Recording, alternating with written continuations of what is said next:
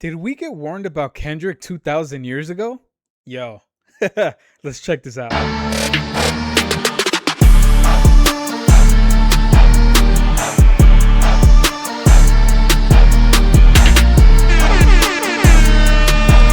How's it going, Jtomreactions community and YouTube? It's your boy Jtomreactions, and I'm back with another edition of Jtomreactions, y'all.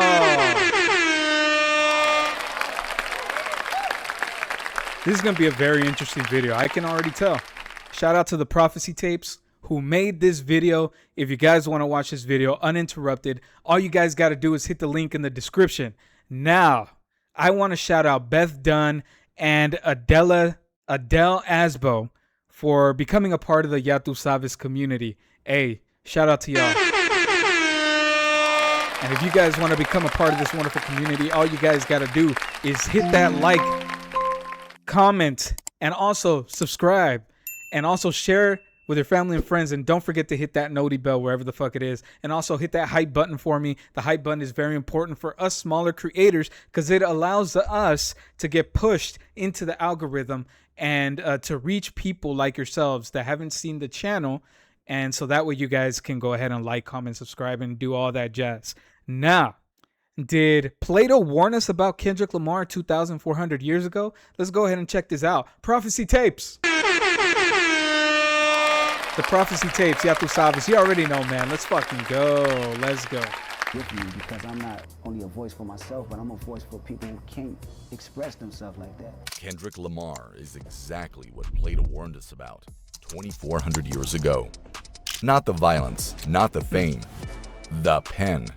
Plato, the father of Western philosophy, the man who designed the perfect society on paper, looked at his ideal city, decided who was too dangerous to live in it, and exiled exactly one profession, the poets.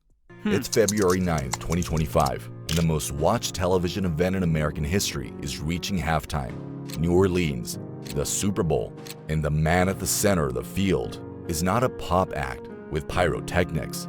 He's a poet from Compton, performing. Hey, hold up. I like the way that they describe Kendrick. They're not describing him as a hip hop artist. They're not describing him as just some random rapper. They're not describing him as an artist. They're describing him as a poet. He's a lyricist. Yo. I like that shit because if you think about it, and this is what I've been saying, this is what Flex Your Mind has been saying. Shout out to Flex. Shout out to the group chat. If you guys haven't seen that, the consumer group chat, we had this same conversation, which is crazy. This same conversation. Kendrick is a fucking poet. People like Kendrick Lamar are poets. People that can write their lyrics down. People that can hide a story and code a story, like Flex said, and bury a story in a message that he's not really talking about, and still deliver that message as the message that he's not talking about. That is a fucking poet. That is a lyricist. I like the way that they're describing him. Yo, shout out to man. I like that. Let's go. 40 acres in the mule. This is bigger than the music. In front of well over 100 million people, a song the public had already treated as a verdict on the biggest commercial artist of the era. The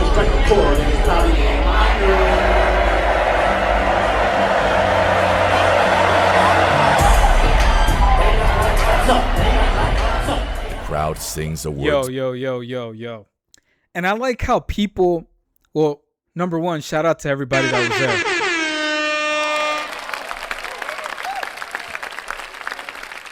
But also shout out to the ones that were saying that Kendrick Lamar wasn't loud for Kendrick, because it obviously was. You hear videos like this, you see videos like this, and it was actually loud. So videos like this debunks what people were actually saying, because holy shit, let's go back and listen to that. because this actually debunks that theory. Where was this video earlier? The crowd sings the words back like a ruling being read aloud. No army did this. No network did this. No government could have One done this. man. A poem did this, and somewhere 2,400 years back, the most influential philosopher who ever lived is saying, that is exactly what I told you would happen. In roughly 375 BC, Plato wrote the Republic, Western civilization's first great blueprint for a perfect society, and he had his reasons for caring about how power works. As a young man, he watched the city of Athens put his teacher, Socrates, on trial and execute him. Talked to death, in effect, by skilled speakers swaying a crowd. And you would think I would know this, right? You would think I would know this, considering, I like history. I like all that, but in high school, unfortunately, that was years ago for me. I'm 36. I'm 36, goddammit. That was years ago, and I didn't really pay attention to history that much, but I enjoy history after high school. I enjoy going and taking a look at everything that they were talking about after that. But you would think I would know this, right? Because they did teach this. Hold on, give me a sec. My bad. My daughter was over there rummaging. She was rummaging through the dishes over there, and I was like, man, it's going to get in the way of the video. Yeah. But like I was saying, all this stuff is very interesting. And to get this history lesson and then also integrate hip hop into it, y'all. This is amazing to see. I love this shit. Let's go. Plato never got over it. So when he designed his ideal city, he went threat by threat, deciding what could stay and what had to go. And in the 10th book, he reached his most shocking conclusion. The poets had to be banished. Not the criminals, not the rival politicians, the poets. His reasoning is the warning, and it's chilling in how precisely it describes our world. Poetry, Plato argued, is a one force that bypasses reason entirely. A logical argument has to convince you. A poem doesn't. It moves you in rhythm and image and emotion. Beneath a level.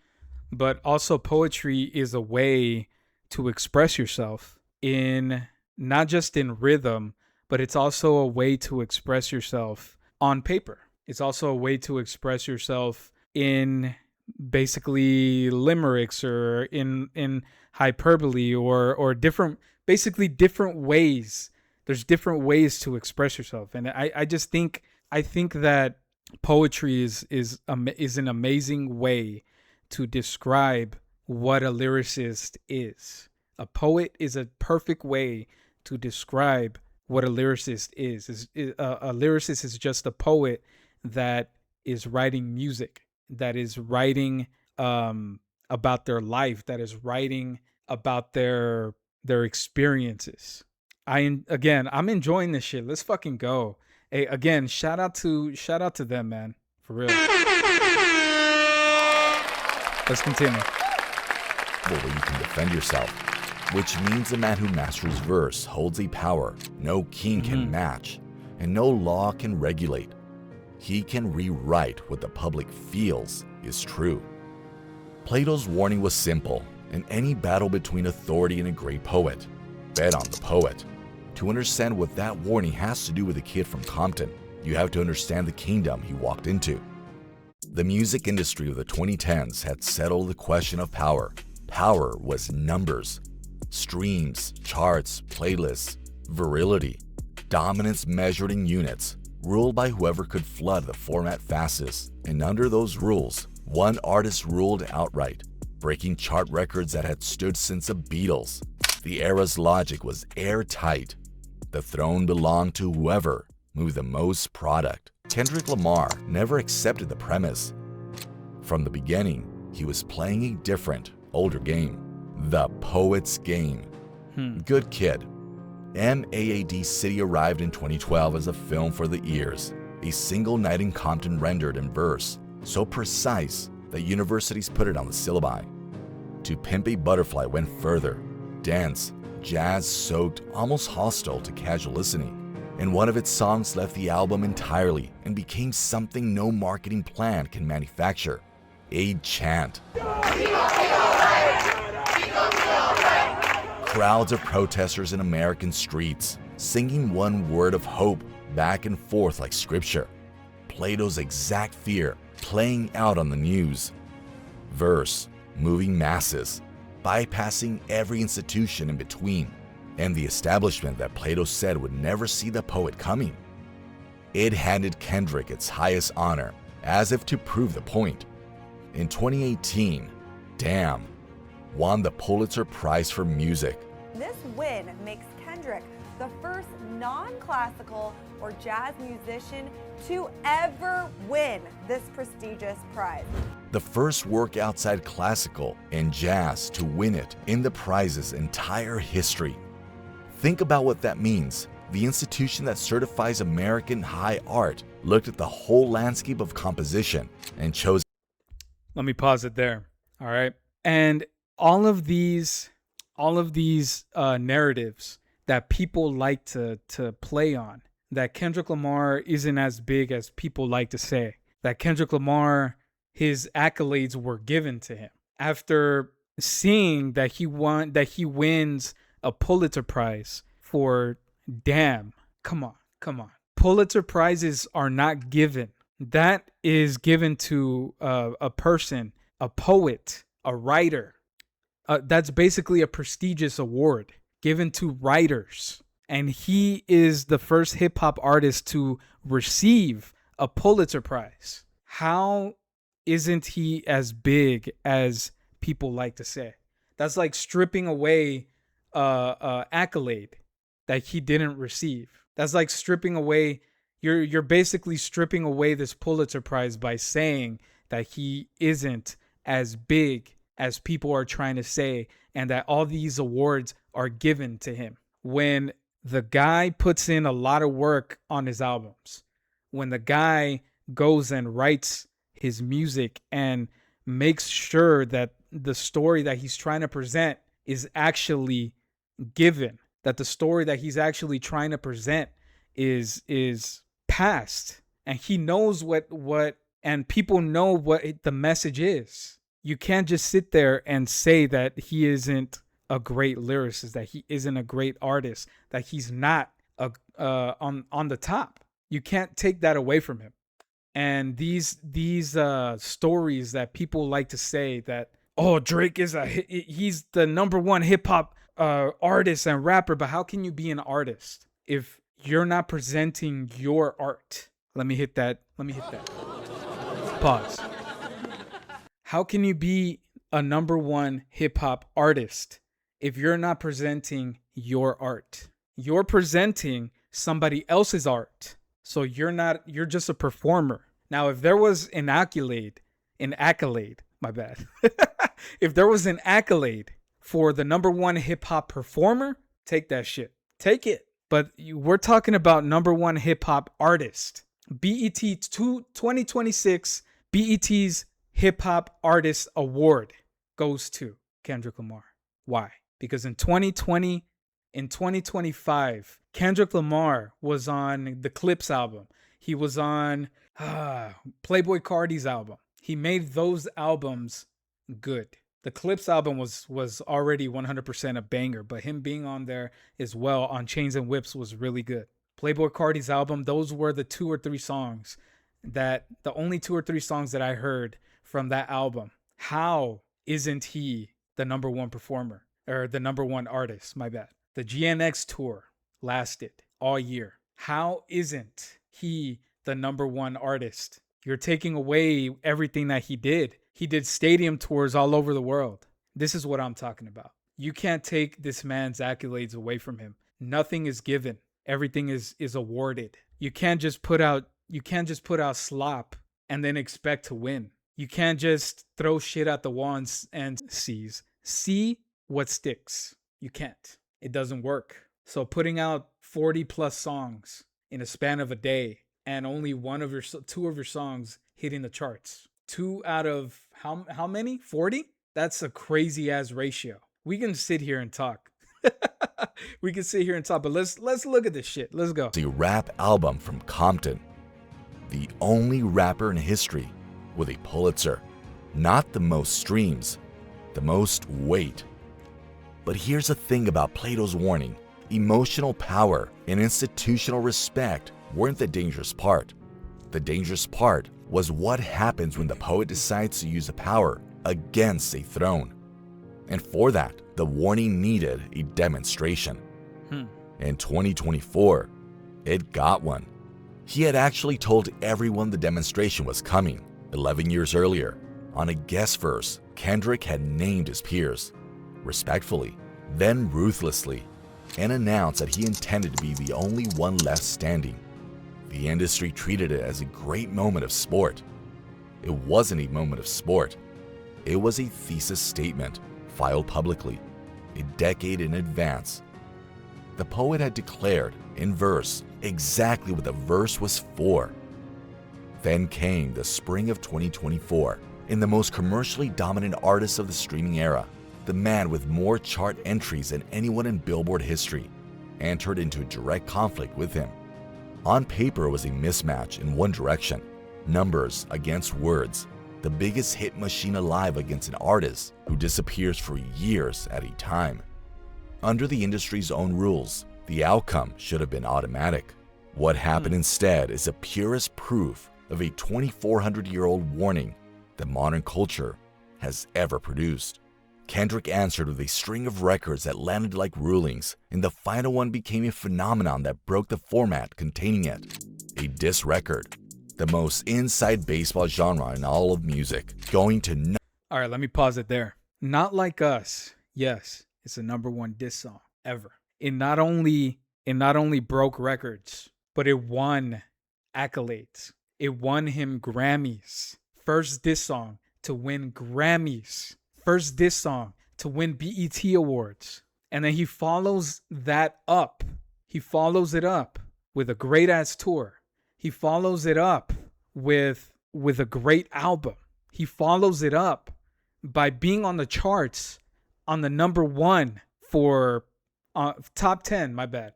He follows it up being on the top 10 for almost 2 years. How is this given? How is it given? People are playing this shit. This is one of the most organic wins. One of the most organic, win. You can't fake this shit. Look at that.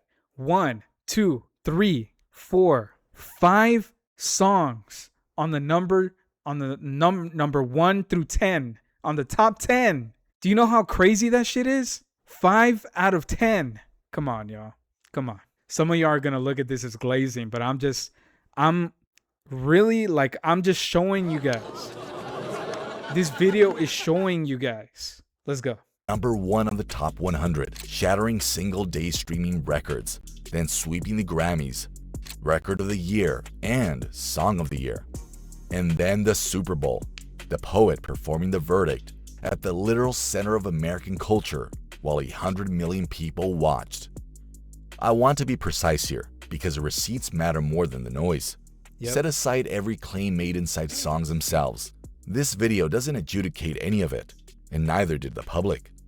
What the public adjudicated was the poetry, the wordplay, the strategy, the execution, and the verdict was so one-sided, so culturally total, that the aftermath moved from studios into courtrooms. The losing side's grievances over the Bars. song's reach became actual litigation against the biggest record company on earth, a poem, generating lawsuits at the highest level of the industry. Plato said the poet's power couldn't be regulated. The legal system ended up testing the claim. Here's a contrast that locks the thesis. The numbers king played the numbers game flawlessly. More entries, more streams, more units than anyone ever.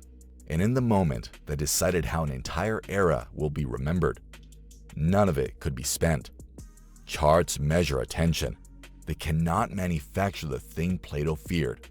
The thing Kendrick had been compounding for 15 years while posting almost nothing, explaining almost nothing, disappearing for years between albums. The public's belief that when this man speaks in verse, he is telling the truth. That belief is the entire weapon system. One artist optimized for the algorithm, the other optimized for the soul. It's not just that. Impact has a lot to do with how many people are going to keep listening to you. How are you impacting their lives? How are you impacting them in that moment that they're listening to your album? That they're going to say, holy shit, this is my song.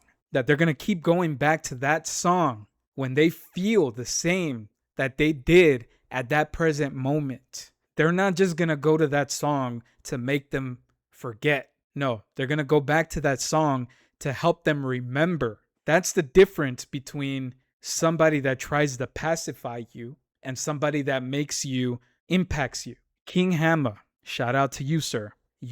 Whenever you said impact, the last time that I was there listening to you talk, and it's true, Nas and Kendrick Lamar are the same in that aspect. Impact has a lot to do with it. Impact has a lot to do with their success. That's why their music never falls. That's why if you take a look, Drake's music, why does it fall off the charts? Because there's no impact. People are just going to that song whenever they want to feel pacified. But when somebody wants to remember, who do they go to? Who do they go to? I'll wait. I will wait. Impact is better, in my opinion. Y'all can have your own opinion. Impact is better, in my opinion. And this is one of those things. Let's continue. Let's go. Plato told you which one wins. This is the unsettling turn.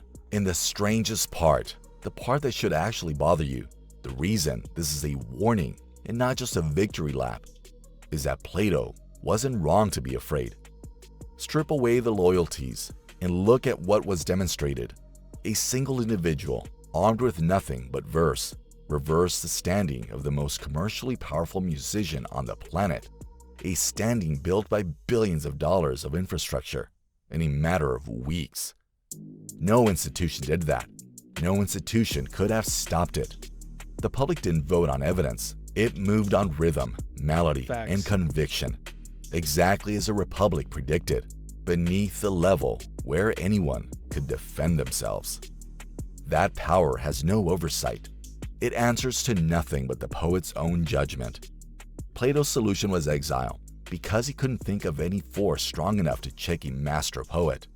And 24 centuries of human history have politely declined to find one either. Plato watched skilled speech kill his teacher, and spent the rest of his life warning that the makers of verse were the most dangerous citizens in any republic, too powerful to regulate, too beloved to oppose, capable of overturning thrones without raising an army. For 2,000 years, that warning read like philosophical paranoia. Then a poet from Compton walked into the most numbers-driven era music has ever known, refused to play the numbers, took the Pulitzer, took the Grammys, took the Super Bowl, and took down the king with stanzas. Damn. The Republic exiled poets because Plato believed no city could contain one operating at full power. Right. He never got to hear Kendrick Lamar. But he warned us anyway. For sure, for sure, for sure. Yo, shout out to the prophecy tape. Let's fucking go. Let me know what you guys think in the comment section about this video. Let me know what you guys think. Did Plato actually warn us about Kendrick? Now, final thoughts. I think that Kendrick Lamar is by far one of the best artists in hip hop. Not just in hip hop, he's one of the best artists. He's one of the best. He's a great poet. He can give you a story without giving you a story. He will code you a story inside of a story inside of another story. And it's going to be an amazing impact. It's going to impact you. And I think that this video really demonstrates why he is who he is. He's just a poet. He takes time to write, takes time to perfect his craft. And Kendrick will give you a different album each time. It's not the same. But y'all let me know what you guys think in the comment section. Like, comment, subscribe, share with your family and friends. Also, don't forget to hit that hype button. Don't forget that this is your boy Jtomreactions. I am out this bitch. Ya tu sabes. You guys already know. Let's fucking go.